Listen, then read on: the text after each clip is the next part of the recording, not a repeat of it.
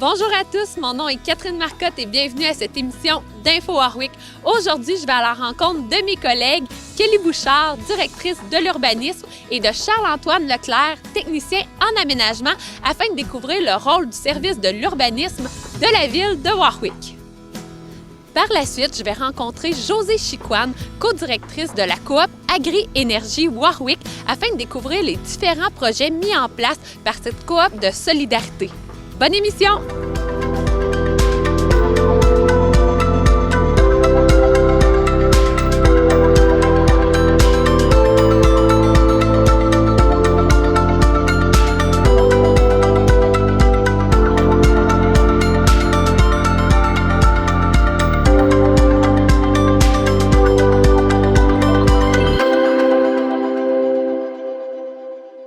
Bonjour Kelly, d'abord merci d'avoir accepté mon invitation. Aujourd'hui, tu viens nous parler du service de l'urbanisme, donc je vais tout de suite rentrer, je vais plonger dedans, puis je vais te demander qu'est-ce que c'est le service de l'urbanisme dans une municipalité, puis là on est à Warwick, fait ici à Warwick, qu'est-ce que ça implique? Bien, dans le fond, le service de l'urbanisme, c'est le service qui s'occupe de planifier, de gérer puis de contrôler le développement du territoire. Fait qu'au niveau de la planification, bien, c'est le plan d'urbanisme qui vient dicter en fait les grandes orientations de la ville et les objectifs pour les 10 prochaines années à venir au minimum. Par la suite, avec le plan d'urbanisme, il y a les règlements qui en découlent. Fait que c'est pour ça qu'on dit que le service de l'urbanisme, en fait, ça sert à gérer, à contrôler le territoire parce que les règlements sont opposables aux citoyens. Donc, ces règlements-là, c'est comme le règlement de zonage. Donc, ce règlement-là, en fait, c'est le règlement le plus important au niveau urbanistique parce que c'est lui qui a le plus de contenu. Puis c'est lui qui vient définir aussi la ville en certaines zones et qui vient dire quel usage puis quelles constructions sont autorisées dans ces zones-là. Donc, en fait, on a deux volets, donc le volet urbanistique et le volet permis, inspection et plainte. Donc, le volet urbanistique, c'est en fait ce que ça implique, c'est de partager en fait la réglementation avec les citoyens, les promoteurs et de rencontrer justement les promoteurs lorsqu'il y a des projets d'envergure comme des nouvelles rues ou des projets industriels et tout ça. C'est aussi ce volet-là en fait qui s'occupe de modifier la réglementation et de suivre les tendances là au niveau là, que ce soit l'environnement, l'agricole et tout ça. Donc ouais, un peu comme on l'a vu avec les pôles urbaines. Là. À un moment donné, toutes les villes se sont mis à mettre de la réglementation là-dessus, puis on avait embarqué un peu dans le moule. Là. Exactement. Puis au niveau des permis, qu'est-ce que ça implique? Bien, au niveau des permis, c'est de faire respecter en fait la réglementation qui est en vigueur. C'est d'informer aussi les citoyens là, par rapport à la réglementation. Suite à l'émission du permis, bien, c'est sûr qu'il y a une inspection qui est faite. Puis s'il y a des irrégularités, bien, c'est de faire le suivi à ce niveau-là. Au niveau des plaintes, bien, les plaintes de nuisances, parfois, malheureusement, il y en a. Donc, c'est la personne au permis qui s'occupe de faire l'inspection et de faire le suivi approprié, comme des avis d'infraction et des constats, si on a à se rendre là, dans le fond, dans le dossier. Au niveau du rôle conseil, est-ce que vous avez souvent des gens qui viennent vous voir avec des projets? Comment vous, le service de l'URB, peut les aider là-dedans dans leur démarche? Bien, nous, on conseille toujours aux gens de venir nous voir là, en amont là, pour lorsqu'ils ont un projet en tête parce que, justement, on a de la réglementation. Puis, il faut que...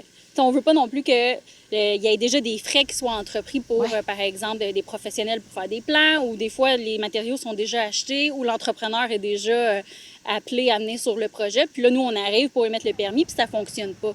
Donc, c'est important de venir nous voir en amont pour qu'on les dirige à ce niveau-là. Donc, ce qu'on dit souvent aux citoyens, c'est venez avec votre projet, un courriel ou peu importe, appelez-nous. Nous, le service, on est là pour aider les citoyens pour que le projet se réalise là, conformément selon la réglementation, effectivement. Super. Puis, au niveau, à minute, c'est que les gens s'achètent une maison. Tu sais, là, c'est une grosse période en ce moment. Les gens magasinent, les gens s'achètent souvent une première demeure. Est-ce que c'est pertinent de venir vous voir pour... avant l'acquisition de cet achat-là, là, qui est très majeur. Là. Oui, c'est très important parce que des fois, nous, on a déjà des dossiers en cours d'irrégularité. Donc, c'est vraiment là, de venir vérifier est-ce qu'il y a des non-conformités sur la propriété avant d'acheter ça. Parce que si on achète la maison, bien, on achète le problème aussi. Donc, oui, c'est important. Quel type de non-conformité vous êtes habitué de voir quand les gens achètent une première maison ou une deuxième? Là?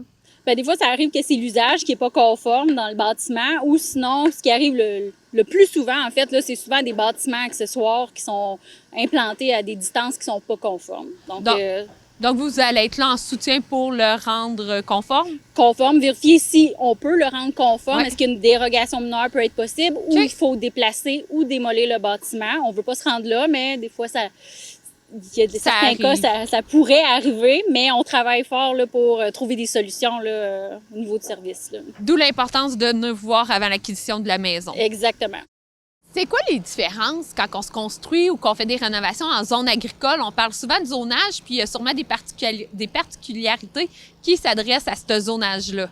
En zone agricole, en fait, il y a la loi sur la protection du territoire et des activités agricoles qui s'applique. Donc, cette loi-là, en fait, ce qu'elle fait, c'est de protéger tout ce qui est agricole. Donc, OK. Elle interdit tous les autres usages. Donc, par exemple, pour les résidences, les seuls cas, en fait, qu'une résidence peut être là, c'est soit par droit acquis ou soit pour permettre à un agriculteur d'avoir une maison ou un employé ou un actionnaire de cet établissement-là agricole. Ou sinon, il y a toujours les îlots déstructurés où que les habitations sont autorisées. Souvent, les gens pensent qu'ils peuvent se construire dans un champ. Là. Tu sais, souvent, les gens veulent aller habiter en campagne. Finalement, ce que je comprends, c'est que ça fonctionne pas du tout comme ça. Non, du tout. Donc, c'est pour ça que cette loi-là est en vigueur. En fait, c'est vraiment pour protéger là, les terres agricoles pour pas que, effectivement, il y ait d'autres usages là, qui soient là. Eh bien, super, Kelly. Un gros merci d'être venu nous rencontrer et d'avoir démystifié un petit peu pour nous autres qu'est-ce que c'est le service de l'urbanisme. Parfait, merci. Bonjour Charles-Antoine. D'abord, merci d'avoir accepté mon invitation. J'aimerais ça que tu nous expliques l'importance d'aller chercher un permis avant de faire des travaux ou de se construire. Bien, qu'est-ce qui est important d'aller chercher un permis, c'est que ça l'assure au propriétaire de respecter la réglementation. Donc moi, je vais vraiment accompagner le propriétaire dans n'importe quelle demande de permis, que ce soit pour une construction, une remise, etc., pour être sûr que ça soit conforme à la réglementation. Puis en même temps, ça l'assure au propriétaire d'avoir une sérénité d'esprit là, par après lorsque moi, je viens faire l'inspection finale. Qu'est-ce que ça peut amener quand ça arrive souvent que les gens vont faire des rénovations ou vont installer quelque chose sans permis? Qu'est-ce qui peut arriver puis pourquoi il ne faut pas faire ça? Bien, pourquoi il ne faut pas faire ça? Bien, ça fait en sorte que y a quelqu'un qui fait une demande de permis, ça ne devient pas conforme et ne s'assure pas que ça soit conforme à la réglementation. Puis nous, c'est sûr qu'on essaie de travailler en amont, appeler les propriétaires pour s'assurer qu'ils prennent les permis. Des fois, c'est pas instinctif de la part des propriétaires d'appeler le service de l'urbanisme puis en amont. Donc là, nous, en premier lieu, on va les contacter pour leur dire qu'ils n'ont peut-être pas pris de permis. Mais ensuite de ça, si, advenant le cas que le propriétaire ne veut pas collaborer, bien, on peut aller avec des avis d'infraction, puis ça peut même aller là, jusqu'à un constat d'infraction, là, un ticket. Là. Mais ça, c'est vraiment dans des cas plus extrêmes. Là. OK. Puis là, la saison, le soleil est sorti, là, clairement, les piscines s'en viennent. C'est quoi qu'il faut surveiller quand plusieurs là, pensent à s'installer des piscines, puis ils arrivent, puis ils savent aussi qu'ils vont l'installer, puis là, ils arrivent pour prendre leur permis, puis ça marche pas comme ils veulent. Ouais. Fait que qu'est-ce qu'il faut regarder? Bien, en premier lieu, il faut savoir que le règlement sur les piscines, c'est un règlement provincial. Donc, c'est vraiment le gouvernement qui oblige toutes les municipalités à intégrer le règlement provincial dans leur règlement d'urbanisme. Fait que c'est pas de votre faute si vous dites non. C'est ça que j'essaie de me dire. En fait, c'est le gouvernement a vraiment donné la responsabilité aux municipalités. Ouais. Donc, ça retombe dans les mains de l'inspecteur. Mais qu'est-ce qu'il faut s'assurer, c'est que ça soit le plus sécuritaire possible. Là. Donc, il y a des particularités là, au niveau des piscines hors terre qui peuvent être différentes d'une piscine creusée, au niveau de la hauteur des clôtures, la largeur des trottoirs, au niveau des systèmes de fermeture automatique, etc., etc. Donc, tout ça, c'est dans le but, c'est de sécuriser les gens là, pour les piscines afin d'éviter là, une noyade ou un drame quelconque. Là. Personne ne veut ça là, dans une ville. Puis, donc, il ne faut pas nécessairement juste se fier à la compagnie qui vend la piscine, mais bien venir voir le service de l'urbanisme pour s'assurer que tout va être conforme. Oui, exactement. C'est de vraiment venir nous voir, peut-être, je dirais, 3-4 semaines avant là, pour être sûr de présenter une demande de permis qui est conforme. Comme ça facilite le travail là, après, là, quand je vais venir faire mon inspection. Là.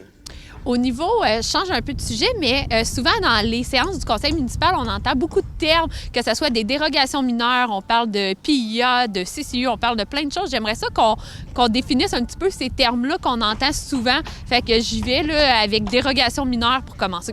Bien, une dérogation mineure, c'est comme un règlement spécifique à une propriété. Okay. ce qui fait que ça va toujours suivre la propriété, peu importe si ça change de propriétaire. Un peu comme un droit acquis? Ça ressemble un peu à un droit acquis parce que ça va suivre dans le temps, mais c'est vraiment un règlement spécifique qui va être accordé à un propriétaire sans que le conseil soit obligé de changer la réglementation dans la zone au complet. Il faut que le propriétaire qui fait une demande de dérogation mineure, ça lui cause un préjudice sérieux.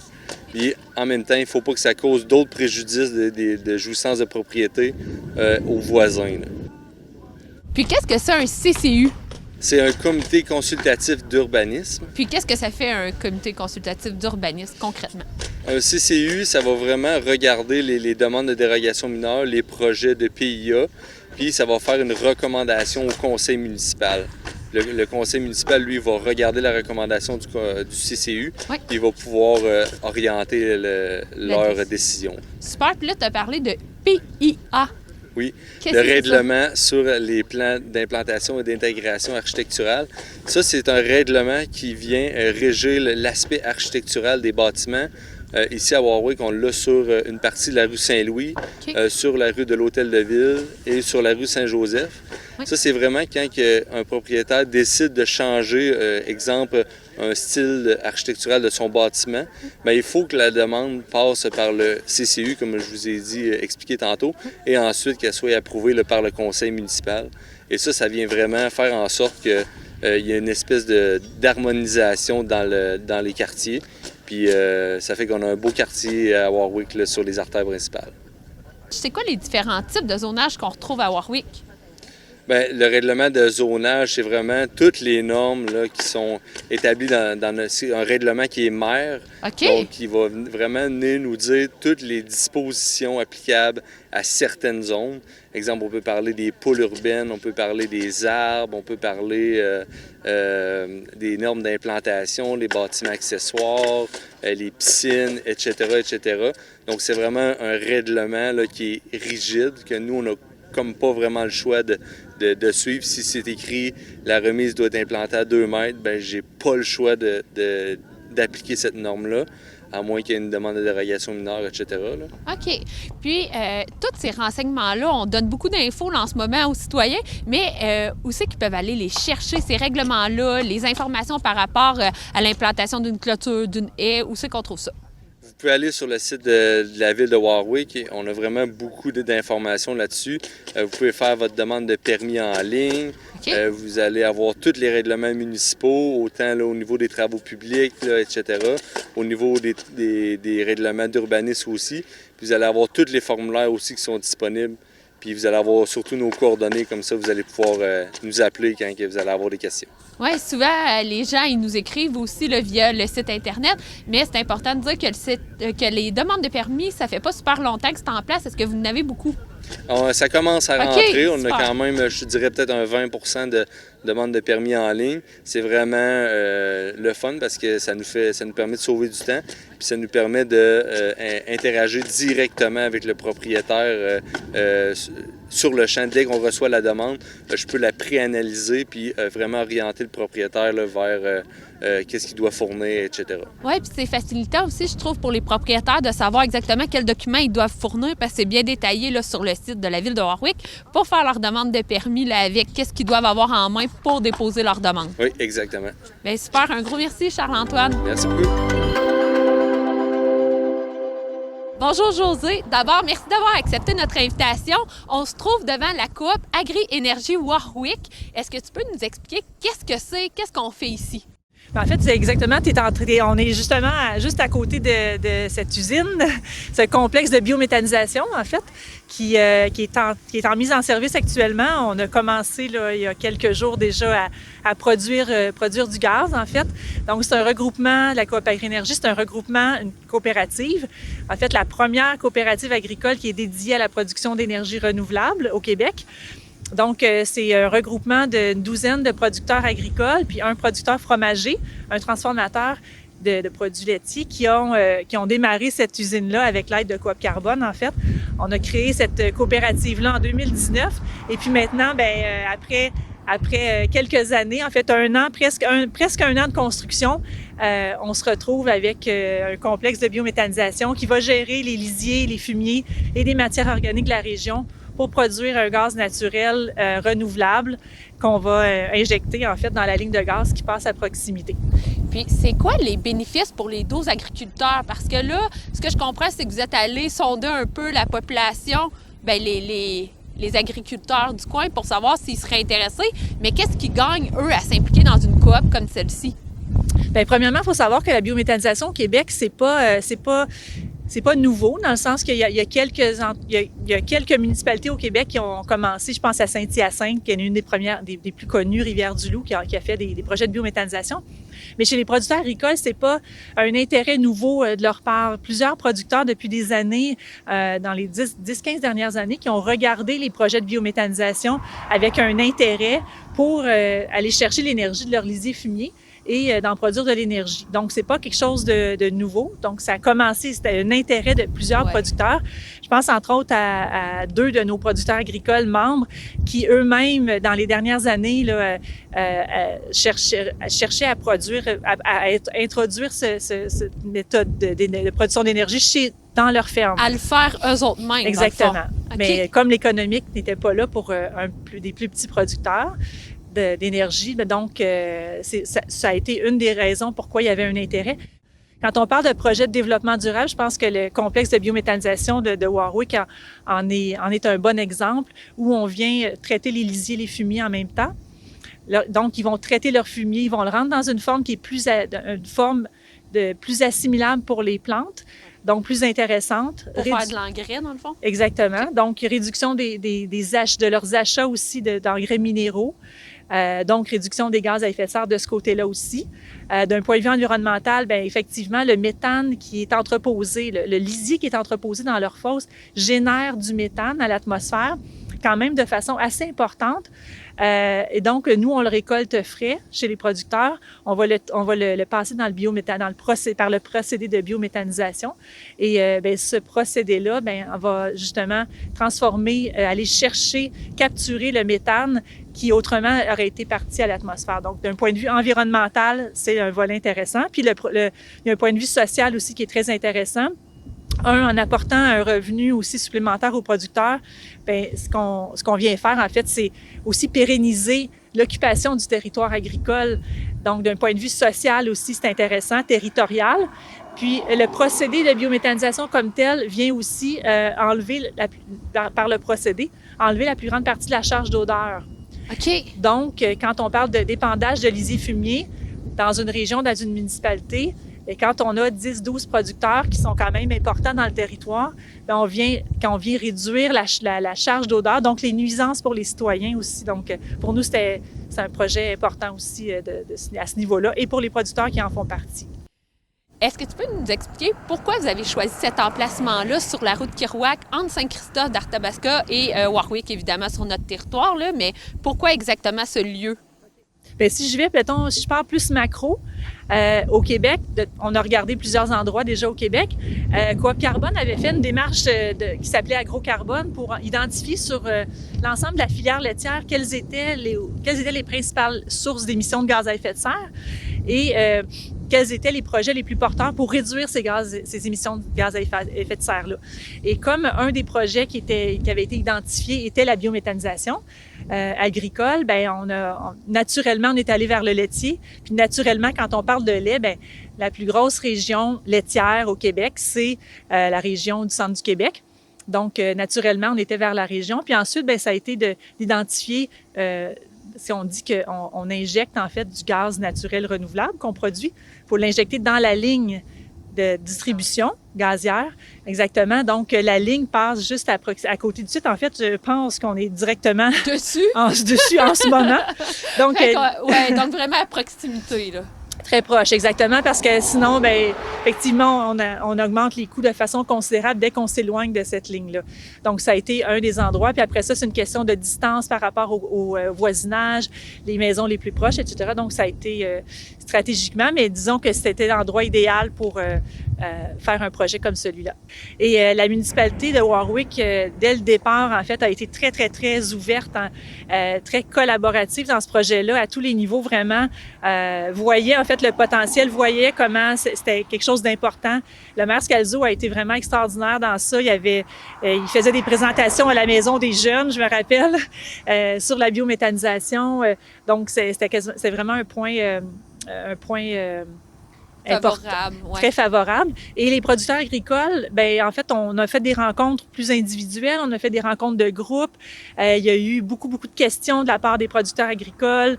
Puis ce projet-là a été vraiment travaillé pour l'améliorer aussi au fil du temps, au fil des... C'est pas... Nous, on travaille beaucoup, la Coop Carbone travaille beaucoup en mode collaboratif. Donc, on s'assure que, tu sais, le projet, au début, il était déjà beaucoup ficelé, mais on l'a aussi fait évoluer à mesure des commentaires d'experts, de parties prenantes. On l'a vraiment bonifié à ce niveau-là. Vous l'avez adapté aux besoins du milieu. Exactement. Finalement. Est-ce que tu pourrais nous donner un petit cours 101 biométhanisation? Comment ça se passe tout ça un peu plus spécifiquement, là? Oui, tout à fait. En fait, c'est assez simple. On pourrait même comparer la biométhanisation à la digestion puis à un corps humain qui vient digérer, en fait, la matière organique. Donc, vous voyez à l'extérieur, en fait, on a à l'arrière complètement, on a l'unité, le bâtiment principal de réception des matières premières, donc toutes les matières organiques qui vont produire, elles, du gaz. Donc, on reçoit ces matières-là, on va les mélanger entre elles. Donc, on a 50 000 tonnes qui vont être reçues ici sur le site par année. Là-dessus, on a 25 000 tonnes qui proviennent des lisiers fumiers, à peu près la moitié. Donc, ces matières-là vont être mélangées entre elles. Puis l'autre 50 %, il vient d'où? C'est d'autres matières résiduelles provenant de la transformation agroalimentaire. On pense les bouts de Victoriaville. On va avoir une partie des bouts de Victoriaville qui vont venir ici. De la transformation d'entreprises environnantes, de générateurs de matières organiques de différents types. Donc, on mélange tout ça, on fait une petite soupe. Oui. On amène ça dans le premier digesteur que vous voyez, le plus petit. Celui-là, c'est un hydrolyseur. Donc, on pourrait le comparer à un estomac dans le corps humain qui va venir commencer à digérer. Puis ensuite, il va être transféré on va le pré-mâcher, si on veut, comme l'estomac. Puis ensuite, ça va être transféré dans le plus gros digesteur que vous voyez, qui est le biométhaniseur comme tel. Et à ce niveau-là, bien, ça va rester à peu près environ 25 jours total dans le système. Les bactéries vont venir s'attaquer à la matière organique soluble, donc comme notre estomac le ferait, et ils vont en produire de l'énergie. Ils vont produire du biogaz. Ce biogaz-là, en fait, contient environ 60 % de méthane. Et en fait, nous, on va prendre le gaz, le biogaz, et on va le purifier. Donc, on va venir enlever tout ce qui n'est pas du méthane, donc le 40 % restant, qui est principalement du CO2, en fait, du dioxyde de carbone. Et on va venir l'extraire pour garder le méthane. On va amener ce gaz-là à 98 % environ de méthane, donc qui est la norme d'injection pour énergir pour le distributeur gazier. Donc, une fois que ça a passé dans le digesteur, il y a une portion, le gaz s'en va dans le purificateur. Donc, ça, c'est les unités que vous voyez ici. Ça, c'est là où on va venir purifier. Puis de l'autre côté, bien, le digesta. Donc, rien ne se perd, rien ne se crée. D'un côté, on produit du gaz, de l'autre côté, du digesta. Ce digesta-là, bien, c'est lui qui va être plus accessible, assimilable pour les plantes, qui va retourner chez les producteurs agricoles dans leurs fosses, dans leur structure d'entreposage pour être répandu dans les champs. Et bien, le gaz, une fois purifié, bien, il traverse ici et il s'en va dans la station d'Énergir, qui est une station d'injection pour être introduit dans la ligne de gaz qui passe juste ici en dessous. Donc, c'est un peu le principe, quand on parle d'économie circulaire, en fait, c'est que ce qui retourne aux agriculteurs qui font partie de la coopérative, c'est de l'engrais pour leur sol et de deux, sûrement du financement parce qu'ils vendent du gaz qui retourne avec Énergir. Oui, tout à fait. C'est un peu ça? Oui. Puis quand on parle d'économie circulaire, c'est le complexe de biométhanisation ici en est un excellent exemple. En fait, si je prends le modèle de la vache, le producteur agricole, sa vache, d'un côté, produit du lait, de l'autre côté, produit du lisier. Nous, en fait, on va prendre le lisier, Le lait s'en va à l'usine de transformation. L'usine de transformation fait son fromage, fait son yogourt, mais il reste quand même un résidu de petit lait ou un résidu qui est pas toujours valorisé. Dans certains cas, oui, puis dans certains cas, moins. Donc, on reprend ce résidu-là qu'on vient mélanger avec le lisier des vaches. On en produit de l'énergie. Et de l'autre côté, on retourne chez le producteur agricole, ça retourne au champ. Donc, vraiment un modèle d'économie circulaire assez exemplaire, on peut dire comme ça. Oui, c'est très, très, très intéressant. Une fois, maintenant que là, ça a été mis en place, combien de personnes vont travailler au maintien de cette grosse machine-là? En fait, il n'y a pas beaucoup d'employés directement à l'usine. On a besoin d'un opérateur à temps plein sur le site. Mais sinon, on a une superviseure des opérations et on a aussi un agronome, en fait, qui travaille pour la coopérative, qui, lui, va s'occuper de toute la question de la gestion agronomique des digestats, du retour au champ. Parce que tout est fait de façon automatisée, dans le fond. Oui, c'est très, très automatisé, exactement. Un projet comme celui-ci va venir réduire les gaz à effet de serre de 6 500 tonnes annuellement. Donc, pour une ville comme Warwick, c'est comme l'équivalent de compenser environ 70 % de la flotte automobile de la ville de Warwick au complet, de toute la population de Warwick. Mais c'est quand même considérable. Et voilà. Bien, un gros merci, Josée, d'être venue nous présenter qu'est-ce qu'était la coop Agri-Énergie Warwick, puis d'avoir accepté notre invitation. C'est très apprécié. C'est avec grand plaisir. C'est déjà tout pour cette émission d'Info Warwick. J'espère que vous avez aimé le contenu qui vous a été présenté et je tiens à remercier mes 3 invités d'être venus répondre à nos questions. Je vous invite à consulter le site internet villedewarwick.québec ou encore notre page Facebook Ville de Warwick afin d'être à l'affût de tout ce qui se passe sur le territoire de Warwick.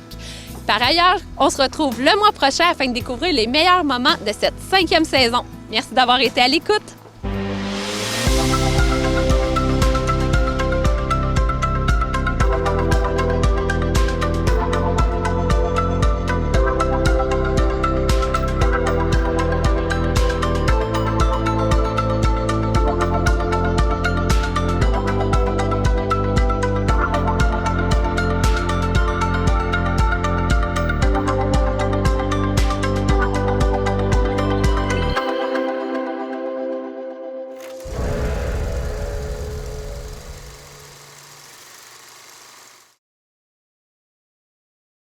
Amène ton monde ici, amène ton monde chez nous, on vit le rêve.